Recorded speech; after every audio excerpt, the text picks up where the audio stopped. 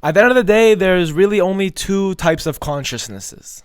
The first one is called victim mode consciousness. This mode of thought leaves you in a complete state of helplessness. Absolute helplessness. There is nothing you can do to take yourself out of the situation that you are in because you are oppressed, you are a victim, and you are at the hands of the oppressors.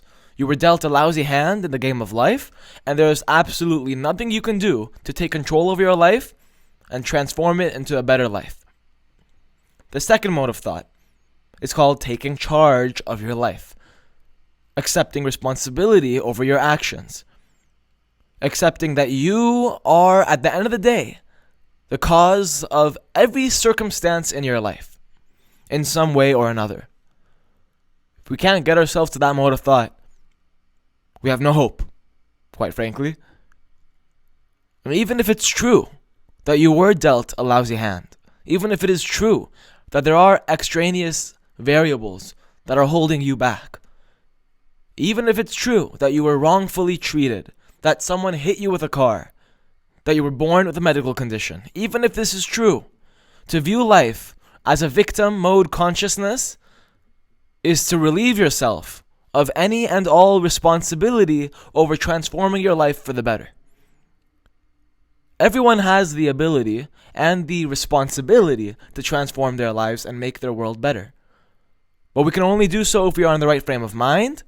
So by beginning with ourselves and making sure that not only we are happy and healthy, but we are mentally thinking in the right way, which is not thinking of ourselves as a victim, only then can we share our success with humanity.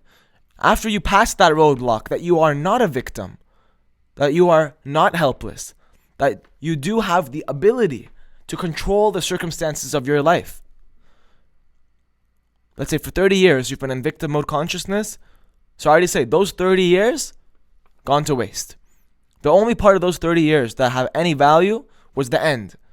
Whenever you transformed out of that mindset into, I'm going to take responsibility for my life, and nobody has any influence but myself over that happening or not happening. At the end of the day, you are in control of your life. You choose how to respond, how to react, how to persevere, whether or not you will persevere. After you go over that roadblock that you are not a victim, that's when you truly begin to live. That's when you truly begin to persevere through the hard times. You welcome hardships. You seek discomfort. You welcome pain. You acknowledge that pain equals growth. Pain is the growth. Welcome as much of it as you can.